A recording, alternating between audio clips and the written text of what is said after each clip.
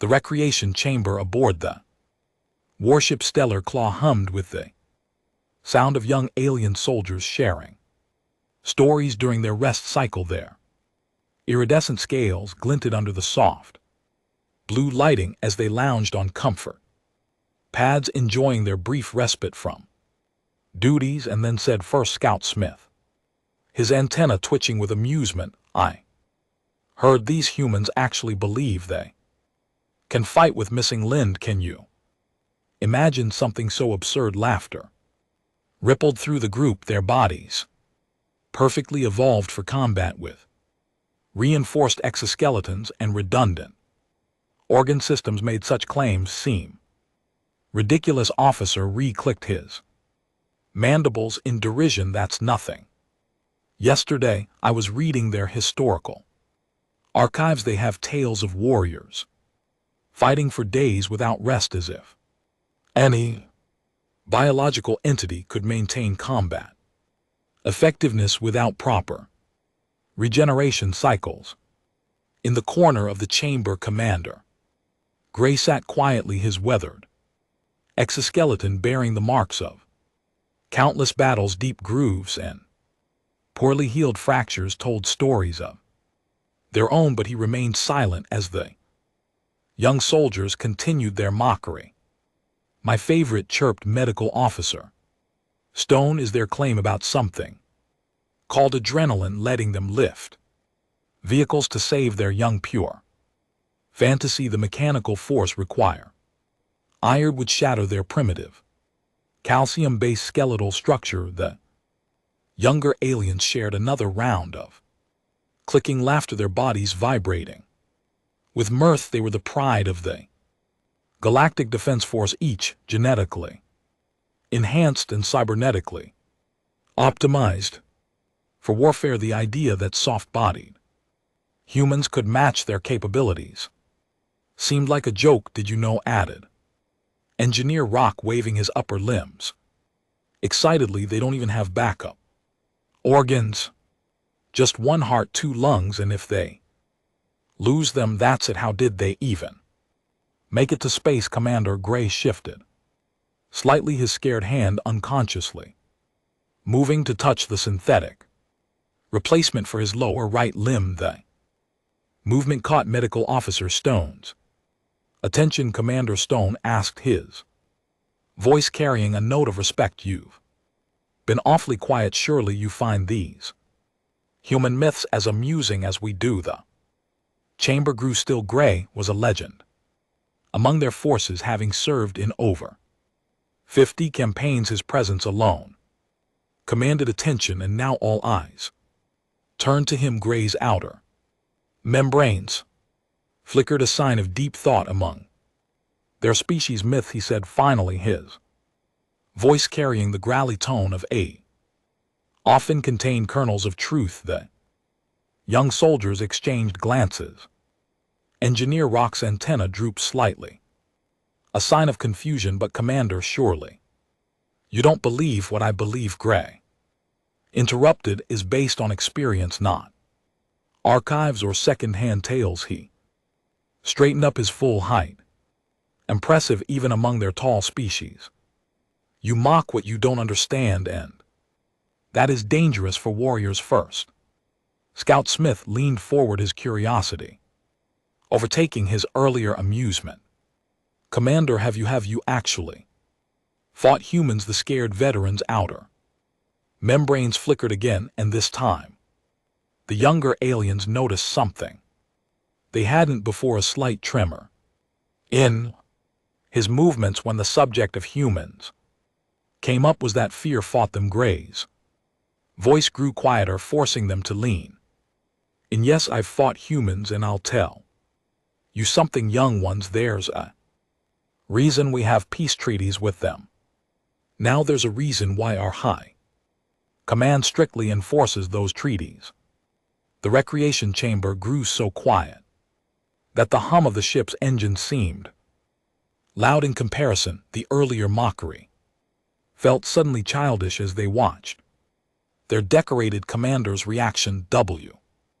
would you tell us about it, Sir?" Medical Officer Stone asked, his voice barely above a whisper. Commander Gray looked at each of them in turn, his compound eyes reflecting the blue light that the young soldiers felt the weight of his gaze, heavy with experiences they couldn't imagine. Perhaps it's time you learned the truth about humans, he said finally, but I warn you, after this you won't find their capabilities funny anymore. The young aliens gathered closer, their earlier laughter forgotten as Commander Gray prepared to share his story. None of them realized that their understanding of warfare and their place in the galaxy was about to change forever. Calm.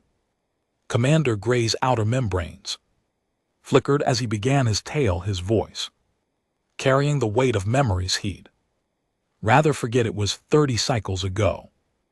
During the expansion wars, my unit was considered elite, the best of the best. We'd never failed a mission, never lost a fight. Our bodies were perfectly engineered for combat, and we knew it. Pride was our first mistake. The young soldiers listened intently as their commander continued. We received orders to investigate a small human research outpost on the outer rim. Intelligence suggested it was lightly defended, just a handful of scientists with basic security. Our mission was simple: capture their technology and any survivors for study. We thought it would be easy. Gray's lower limbs shifted uncomfortably. There were 12 of us dropping from orbit in stealth pods. The human facility sat in a clearing surrounded by dense vegetation.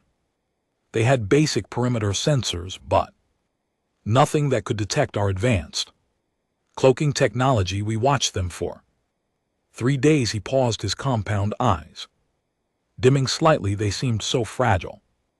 Soft-skinned creatures going about their work. No natural armor, no backup organs, no enhanced strength modifications. We saw them eating, sleeping, working. Such an inefficient species. We thought how wrong we were. The recreation chamber remained silent as Gray continued. On the 4th day we launched our attack at dawn.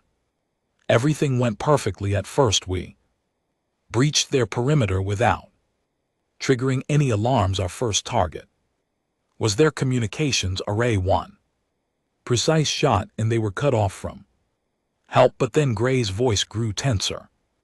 We encountered our first human defender, a single guard caught in the open by 3 of our warriors. They shot him clean hits right through his torso. By all logic, he should have fallen. Immediately the young soldiers leaned forward, their earlier mockery forgotten. Instead, Gray continued, this human with holes in his body that would have killed any of us instantly raised his weapon and shot back. He killed 2 of our warriors before the 3rd could finish him. We lost 2 elite soldiers to what should have been a dead man. Medical Officer Stone's antenna twitched in disbelief. But that's impossible with wounds like that. The blood loss alone. Impossible, Gray interrupted. We thought so too, but it was just the beginning. The gunfire had alerted the facility. We expected panic, chaos. Instead we got organization, precision. These scientists, these supposedly soft researchers, moved like trained warriors. They had hidden weapons catches throughout the facility. Combat armor appeared from behind false panels. These weren't just scientists, they were military personnel disguised as researchers. But that wasn't what shocked us most. Commander Gray's scared hand traced the synthetic replacement for his lower right limb. We shot them again and again, and they kept fighting. One human took a plasma bolt to the arm. The limb was practically vaporized. She cauterized it herself with a hot piece of metal and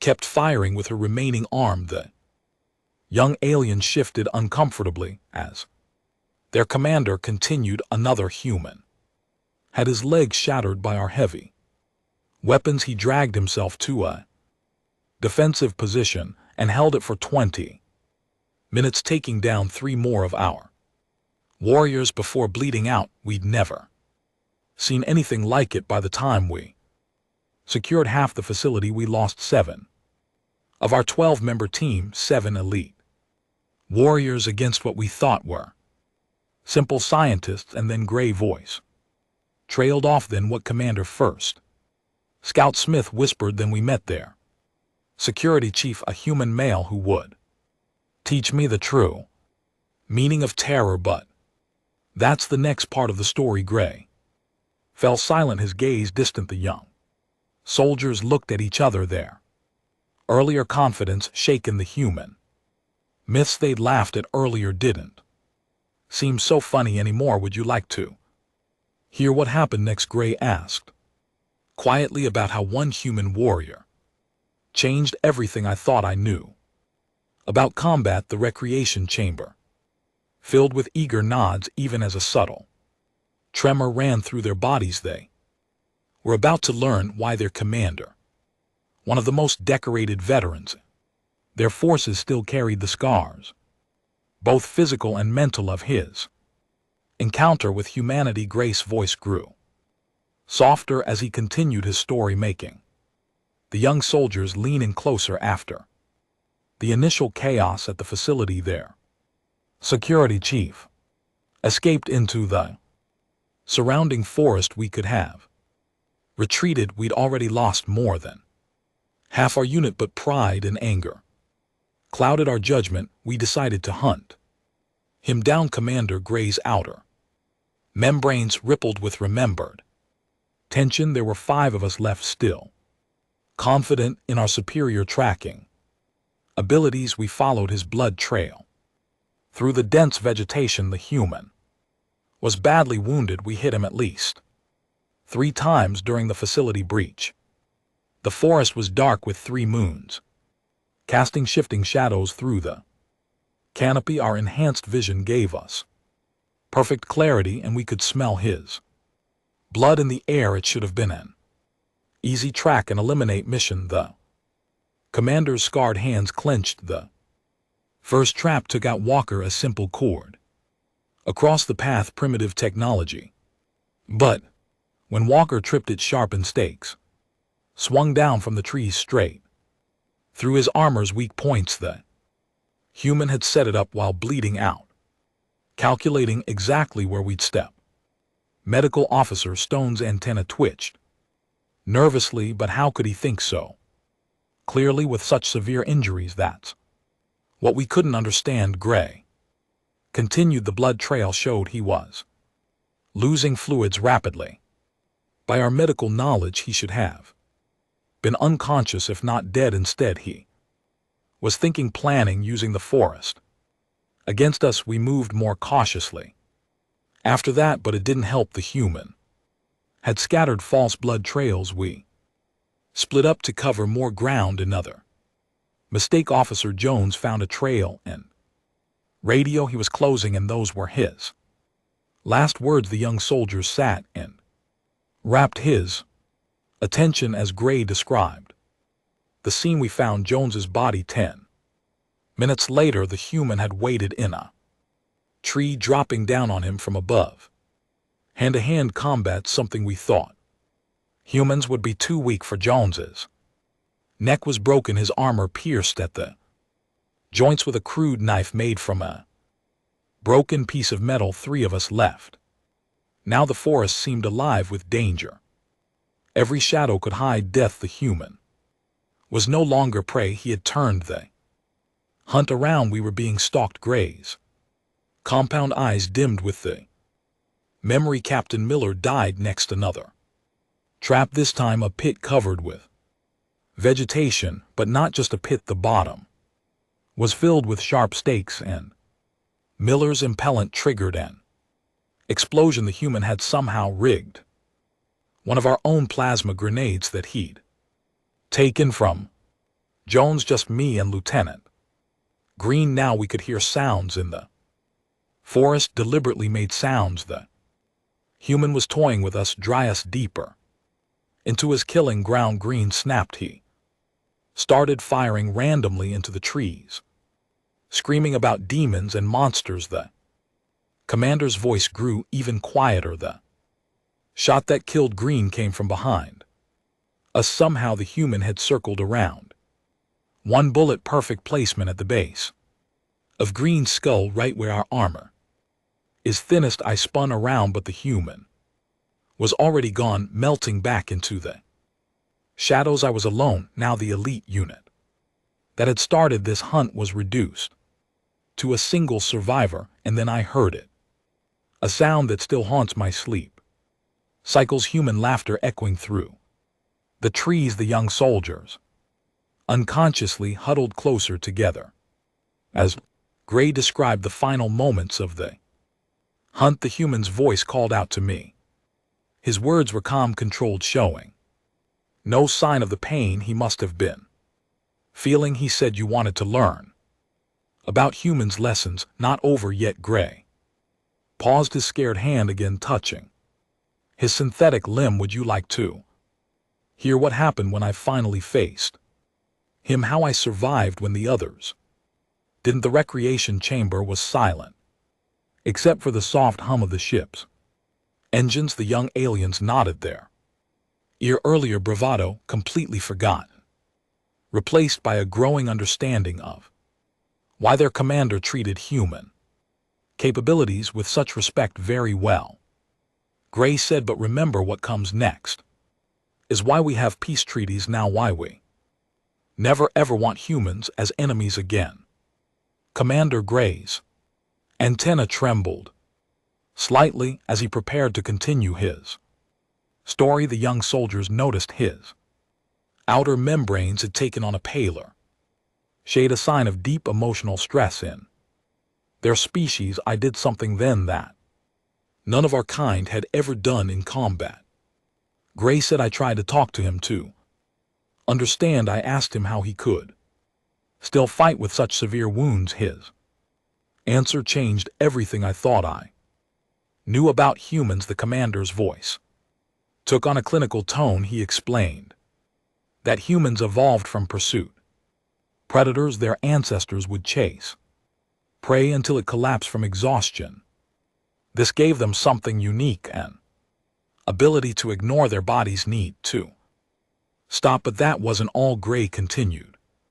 "The human told me about something called the fight or flight response. When humans face danger, their bodies undergo a complete transformation. Their blood vessels constrict to reduce bleeding. Their pain receptors shut down. Their muscles receive more oxygen. They become something else entirely." Medical officer Stone's professional interest was clearly piqued. "But Commander, that kind of biological response should be impossible to maintain. The energy cost alone impossible." Gray clicked his mandibles in a harsh laugh. "Look at me, young one. Look at my scars. Look at my synthetic LMB. I learned that day that impossible means something very different to humans." The human explained that their bodies produce chemicals,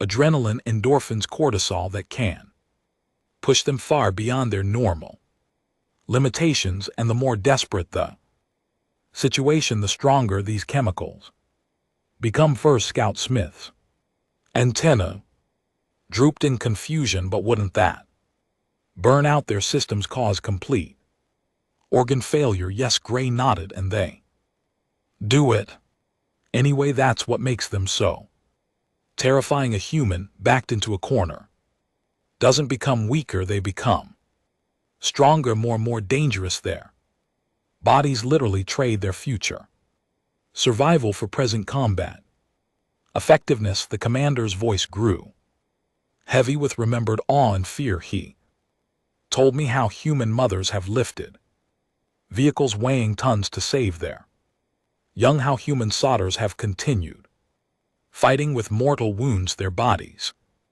literally being held together by nothing but sheer willpower and these chemicals But the most frightening part, Gray's outer membranes flickered rapidly. They can't fully control this response. It's automatic, instinctive. A human doesn't choose to ignore pain or fight beyond their limits. Their body simply does it.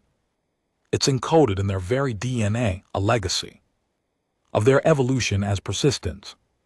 Hunters, the young soldiers sat in stunned silence as their commander continued. That's why our initial attack went so wrong. We thought we were facing soft scientists. Instead, we faced creatures whose bodies automatically transform into combat machines when threatened. Every injury, every setback just triggered more of these chemical changes, making them more dangerous. The human laughed when he told me this. He said, "Your kind evolved to be perfect.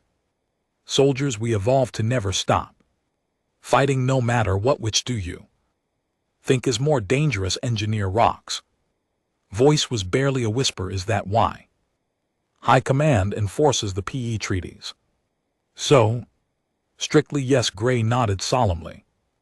"Because we discovered that humans don't just fight until they win. They fight until they physically cannot fight anymore, and that point is far, far beyond what any rational species would consider possible." The commander's compound eyes swept across his audience. "Would you like to hear what happened next? How this conversation ended in a confrontation that cost me my limb and nearly my life?" The young soldiers nodded. Their earlier mockery of human capabilities now completely forgotten. They understood now why their commander had remained silent. During their jokes, he hadn't been amused. He had been remembering terrors they couldn't imagine. "Very well," Gray said, his voice growing tight with tension, "but remember, what I'm about to tell you is why every combat manual now lists humans as extreme threat entities to be engaged only as an absolute last resort." Commander Gray's voice grew hoarse as he continued his tale. The recreation chamber's blue lighting seemed to dim, matching the gravity of his words. "After our conversation in the forest, I thought I understood humans better. I was wrong. Understanding their biology didn't prepare me for what came next." The commander's scarred hands trembled slightly. The human emerged from the shadows. "Even now, I remember every detail. His uniform was soaked with blood. 3 plasma burns marked his body. His left arm hung useless at his side. By any rational standard, he should have been dead, but his eyes," Gray's outer membranes shuddered. "They weren't the eyes of a dying creature. They burned with something I'd never seen before. Not rage, not fear, but pure, unrelenting determination." He moved like his wounds didn't exist. Our medical scans later showed he had a punctured lung, severe internal bleeding, and multiple fractures. Yet he moved with deadly precision. I raised my weapon, but he was faster. The young soldiers leaned forward as Gray continued. "The first shot took my lower right limb clean, hit right at the joint. I fell, but my combat training kicked in. I rolled, returned fire, hit him twice. More center mass, the kind of hits that would drop any of us, and instantly he didn't even flinch." Gray's voice carried a note of lingering disbelief. "Just kept coming. I managed to get behind a fallen tree, called for emergency extraction, but he was always one step ahead. The human had circled around while I was distracted. He dropped from above just like with Jones, but I was ready. We fought hand to hand, my 3 remaining limbs against his one good arm, and sheer will Commander Gray touched his scared face. That's when I learned another terrifying truth about humans. Their bones, they don't break clean like ours. They splinter. When the human struck me, his broken arm should have been useless. Instead, the jagged bone edges became weapons. The young aliens unconsciously touched their own smooth exoskeletons as Gray continued. He was dying. Every movement cost him blood he couldn't spare, but his eyes never changed that same burning determination, no fear, no hesitation, just the absolute certainty that he would complete his mission or die trying. I managed to land what should have been a killing blow, pierced straight through his remaining good shoulder with my blade arm. Do you know what he did? Gray asked, his voice dropping to a whisper. The soldiers shook their heads, entranced by the tale. He grabbed my blade AR arm with his impaled shoulder, locking me in place, used his broken arm to strike again and again, those splintered bones tearing through my armor. The pain was unbearable, but I couldn't break free. His grip was like industrial steel. That's when my emergency extraction team arrived. The human heard the ships coming. You know what he said to me? He said, "Remember this. Remember what happens when you cornered humans." Gray's outer membrane spiraled further. The extraction team had to pry his dead fingers off my arm. Even in death, his grip didn't loosen. The medics said his muscles had locked up his last action, preserved by his body's final surge of chemicals. The commander looked at each young soldier in turn. The human died there in that forest, but he achieved his mission. The facility's core data was completely wide. Half of our Eli unit dead, the rest of us wounded or traumatized, all because we underestimated what humans are capable of. Would you like to hear what we learned later? Gray asked about why humans are the way they are, about the evolutionary pressures that created such terrifying capabilities. The young soldiers nodded, their earlier bravado completely forgotten. They understood now that they weren't just hearing a war story, they were learning why their entire military doctrine had changed after first contact with humans. Very well, Gray said, but remember, what I'm about to tell you is why we now train our soldiers to avoid pushing humans to their breaking point, because when humans break, they don't collapse, they transform into something nightmarish. Commander Gray's compound eyes reflected the dim lighted as he began explaining the deeper implications of his encounter. After that mission, our scientists became obsessed with understanding humans. They studied their history, their evolution, their biology. What they discovered terrified our high command.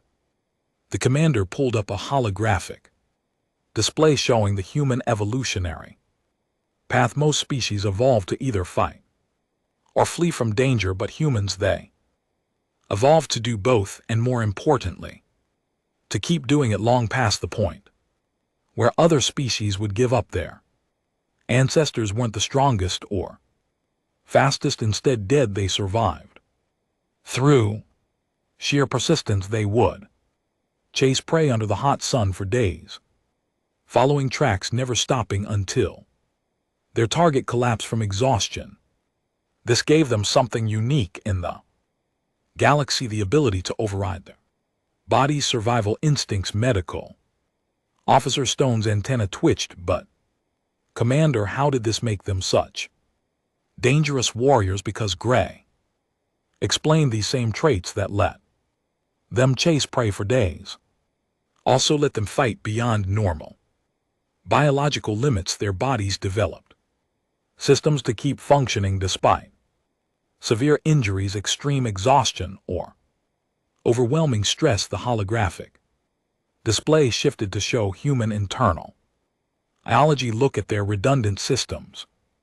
If their liver is damaged, other organs can take over some functions. If they lose blood, their bodies automatically redirected to vital organs. Their bones can repair them, elves often becoming stronger at the break points. But the most frightening part is their brain chemistry. Gray continued, humans developed something called the runners, higher reward system that releases pleasure chemicals during prolonged physical stress. This same system activates during combat. First Scout Smith's mandibles clicked in disbelief. They enjoy fighting, not exactly Gray corrected, but their body's reward for pushing through pain and exhaustion. The harder they push, the more these chemicals flow. It's a feedback loop that can keep them going far beyond what should be possible. The commander's voice grew grave. Our scientists discovered that human combat capabilities actually increase under severe stress. Their visual processing speeds up, their strength multiplies, their pain tolerance becomes almost unlimited. They enter what they call hyperfocus or combat flow. Most species, Gray explained, become less effective as they tire or take damage. Humans become more dangerous. Every injury, every setback triggers more of these survival chemicals. They literally evolve into better warriors. In the middle of a fight, the young soldiers shifted uncomfortably as their command continued. There's a human phrase, fight like a cornered animal, but even that doesn't capture it. The cornered animal will eventually submit when it knows it's beaten. Humans, they've evolved past that instinct. They'll fight until their bodies physically shut down. This is why our combat doctrine changed, Gray said, deactivating the holographic display. We discovered that traditional military tactics don't work against humans. The more you hurt them, the harder they fight. The more you corner them, the more dangerous they become. Engineer Rock's voice quavered. Is this why we have the non-engagement protocols? Exactly, Gray nodded. Our high command realized that any conflict with humans would become a war of attrition, and while we might win individual battles through superior technology, war numbers, humans would never stop. They would keep fighting, keep adapting, keep coming back until either they won or were completely exterminated. The commander's outer membranes flickered with remembered pain. The human who merely killed me. Our medical analysis showed that he had enough combat chemicals in his system to kill most species by themselves. His body was literally burning itself up to keep fighting, and this wasn't unusual for them. It was a natural response encoded in their DNA. Gray looked at his young soldiers with grave intensity. Would you like to hear why we now maintain peace with humans at almost any cost? Why our entire military strategy shifted after we understood what we were dealing with. The recreation chamber was silent as the young aliens nodded. Their earlier mockery of human capabilities now replaced with a growing sense of dread. Very well, Gray said, but remember, what I'm about to tell you is why we now consider humans to be one of the most dangerous species in the known galaxy. Not despite their biological limitations, but because of them. Commander Gray rose to his full height, his scared form casting a long shadow in the recreation chamber's dim light. The peace treaties we have with humans aren't just political documents, he began. They survival strategies. After studying my encounter and others like it, our military analysts came to a frightening conclusion. You see, we thought our superior biology made us perfect warriors, multiple hearts, redundant organs, enhanced strength, regenerative capabilities, but humans, Gray's outer membranes flickered rapidly. Humans showed us that being a perfect warrior isn't about having the best biological systems, it's about never stopping. No matter what, our high command ran simulations of full-scale war with humans. The results were disturbing. The commander's voice grew heavy. We would win the first battles, maybe even the first few campaigns, but Humans, they would study every defeat. And AP improve, and they would never stop. First Scout Smiths and Tenny droop, but surely are superior. Technology would mean nothing in the long run. Gray interrupted because humans have another trait we didn't understand. At first they learn from failure. Every defeat makes them stronger, more determined, where other species see failure as a sign to retreat. Humans see it as a lesson. The analysts found that humans have something they call spite. Gray continued, it's an emotional response that makes them fight harder. When they're losing, they'll sacrifice everything, their resources, their bodies, their lives, just to prove their opponent wrong. The commander activated another holographic display showing statistics from various human conflicts. Look at their history. Every time a technologically superior force thought they had defeated humans, the humans came back, act stronger. They don't accept defeat, they just change tactics and keep fighting. That's why our peace treaties are so strictly enforced, Gray explained. Because we realized that any conflict with humans would only end one of two ways. Either they would win or both sides would be destroyed. There is no middle ground with them. Medical officer Stone's professional curiosity got the better of him. But Commander, surely their biological limitation are their greatest strength. Gray cut in.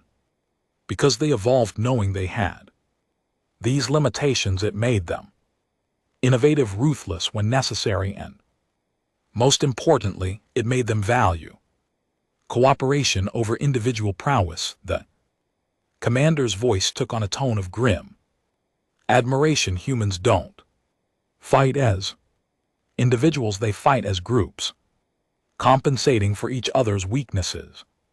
When one falls, another steps up. They call it leaving no one behind. It makes them exponentially more dangerous than their individual capabilities would suggest. The final analysis was clear. Gray continued, any species that pushes humans too far will face an enemy that doesn't recognize surrender, doesn't accept defeat, and will sacrifice everything to win. An enemy that gets stronger with every setback and more determined with every loss. The young soldiers sat in stunned silence as their commander delivered his final warning. So remember this, all of you, when you're out there on patrol, when you're dealing with human ships or colonies, remember what I told you. Treat them with respect, follow the protocols, because if we ever break the peace treaties, if we ever push them into another war, Gray's compound eyes dimmed, we won't be fighting the soft creatures you mocked earlier. We'll be fighting an enemy that evolution has specifically designed to never give up, never stop, and never accept defeat. An enemy that becomes more dangerous the harder you fight them. The commander looked at each young soldier in turn. Do you understand now? Do you see why your jokes about human capabilities weren't funny to those of us who have faced them in combat? The young aliens nodded solemnly, their earlier bravado completely forgotten. They understood now that they had been mocking something they didn't comprehend, and that their ignorance could have been fatal in the wrong circumstances. Good, Gray said quietly, because the most important lesson I learned that day in the forest wasn't about human biology or combat capabilities. It was this: in all the galaxy, there is nothing more dangerous than a species that refuses to know when it's beaten. The recreation chamber fell silent as the young soldiers absorbed this final chilling truth about their former enemies and current uneasy allies, the humans who had taught their entire species the true meaning of persistence.